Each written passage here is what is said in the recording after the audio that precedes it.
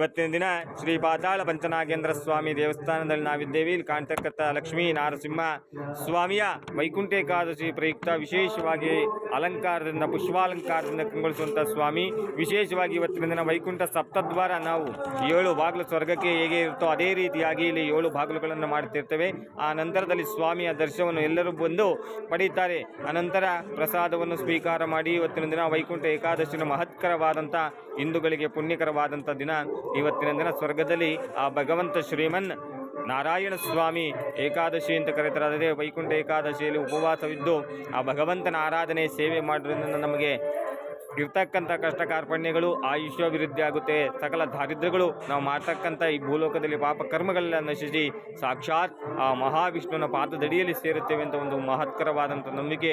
ಯಾರು ಅಂತ ವಿಶೇಷವಾದಂಥ ವೈಕುಂಠ ಏಕಾದಶಿಯಲ್ಲಿ ಶ್ರೀ ಲಕ್ಷ್ಮೀ ಸಮೇತನಾದಂಥ ನಾರಸಿಂಹ, ಶ್ರೀ ಲಕ್ಷ್ಮೀ ಭೂವೈಕುಂಠ ನಾಯಕನಾಗಿರ್ತಕ್ಕಂಥ ವೆಂಕಟೇಶ್ವರನ ದರ್ಶನವನ್ನು ಮಾಡಿದರೆ ಅವರಿಗೆ ಪಾಪಗಳು ಪರಿಹಾರ ಆಗುತ್ತೆ, 7 ಜನ್ಮಗಳ ಒಂದು ಪುಣ್ಯವನ್ನು ಲಭಿಸುತ್ತೆ, ಸಕಲ ಇಷ್ಟಾರ್ಥಗಳು ಪ್ರಾಪ್ತವಾಗುತ್ತೆ.